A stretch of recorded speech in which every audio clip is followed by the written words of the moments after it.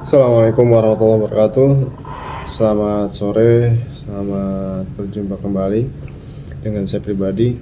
Hari ini saya coba membuat konten untuk memeriksa tugas siswa kelas 7 pelajaran sejarah kebudayaan Islam dengan mempresentasikan atau membacakan salah satu materi tentang prestasi Khulafaur Rasyidin. Dan hari ini saya sudah mendapat kiriman salah satu siswa saya, yaitu Fauzan. Mudah-mudahan terlepas dari hasilnya, saya tidak terlalu mengutamakan. Yang penting siswa ini mau memenuhi tugasnya sebagai siswa, menyelesaikan kewajibannya, kemudian selebihnya adalah evaluasi dan merefleksikan atas apa yang sudah disampaikan oleh Ananda Fauzan. Baik, kita langsung saja. Mudah-mudahan semuanya bisa berkenan dan menjadi sebuah inspirasi bagi orang tua bahwa pembelajaran di sekolah itu hanya beberapa jam, tetapi yang lebih efisien dan lebih daya dukung yang lebihnya adalah lingkungan keluarga. Bagaimana daya dukung keluarga untuk mengulas dan mengulang kembali, mengingatkan kembali siswanya ataupun anaknya untuk belajar kembali. Baik, kita langsung saja menyaksikan video yang disampaikan oleh Ananda kita, Fauzan. Gas cuy.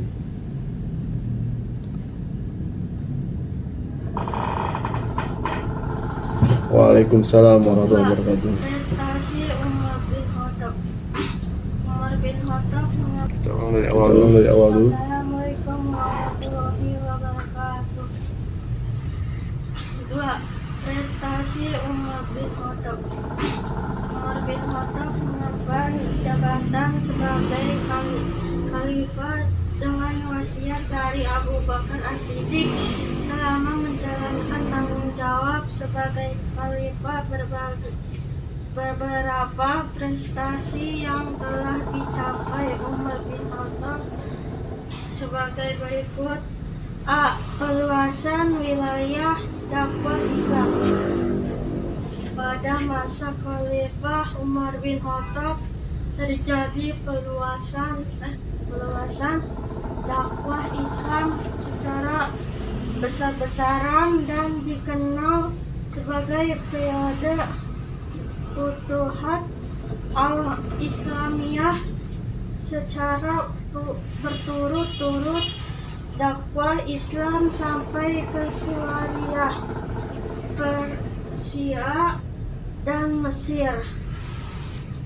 Wilayah dakwah Islam pada masa Khalifah Umar bin Khattab begitu luas hingga Afrika Utara, Armenia, dan sebagian wilayah Eropa Timur. Guna memudahkan jalannya pemerintahan,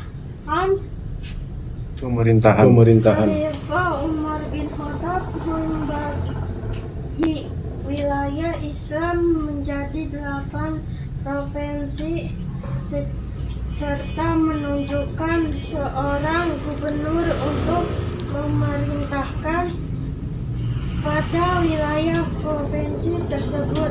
B. Mengatur administrasi dan keuangan pemerintah. Karena perluasan daerah terjadi sangat cepat, Umar R.A.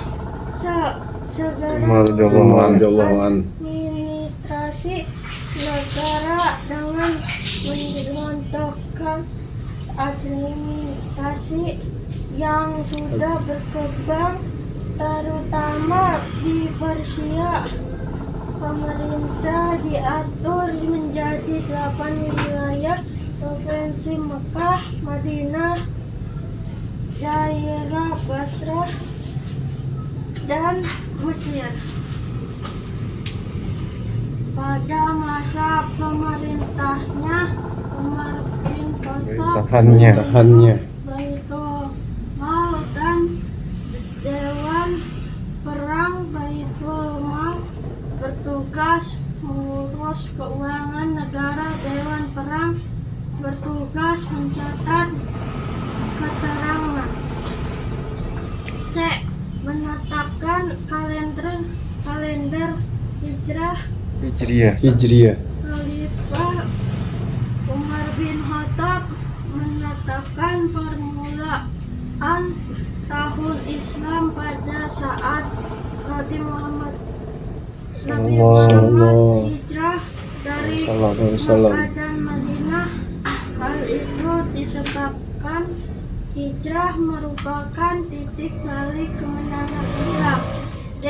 Dewan Pemilihan Khalifah Umar bin Khattab menjadi dewan yang akan mencari penggantinya. Dewan tersebut beranggota 6 seorang sahabat yang saat itu dianggap paling tinggi tingkatnya. Wassalamualaikum warahmatullahi wabarakatuh. Waalaikumsalam warahmatullahi wabarakatuh. Oke, terima kasih kepada Ananda Fauzan atas tugasnya. Good job Ananda yang pertama mengirimkan tugas ini. Pada dasarnya saya pribadi menerapkan literasi baik di kelas ataupun pada saat tugas seperti ini.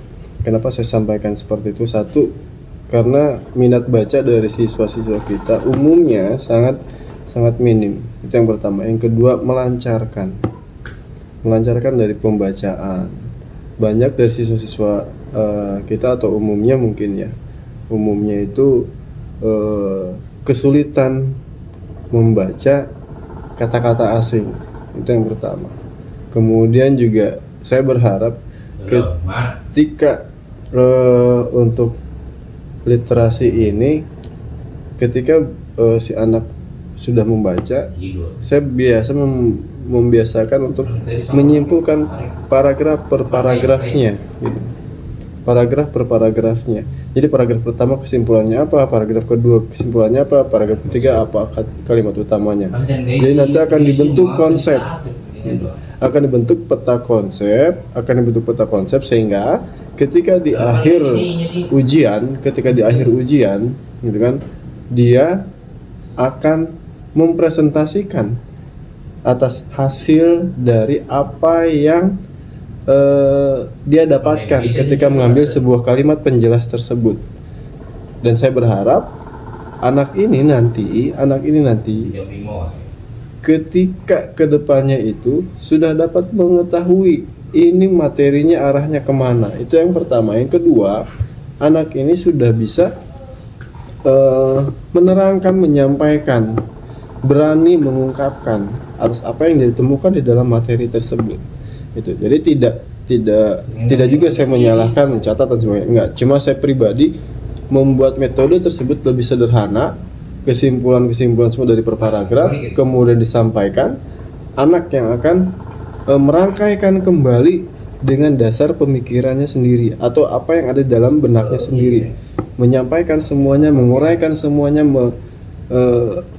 mempresentasikan semuanya dengan bahasanya sendiri, tidak terlalu baku dengan materi ataupun kalimat-kalimat yang ada di materi tersebut. Itu maksud dan tujuan saya. Terima kasih kepada Ananda Fauzan. Sehat terus, semangat terus dalam belajar. Mudah-mudahan dapat hasil yang terbaik. Sekali lagi terima kasih. Demikian evaluasi Bapak. Nilainya. Assalamualaikum warahmatullahi wabarakatuh.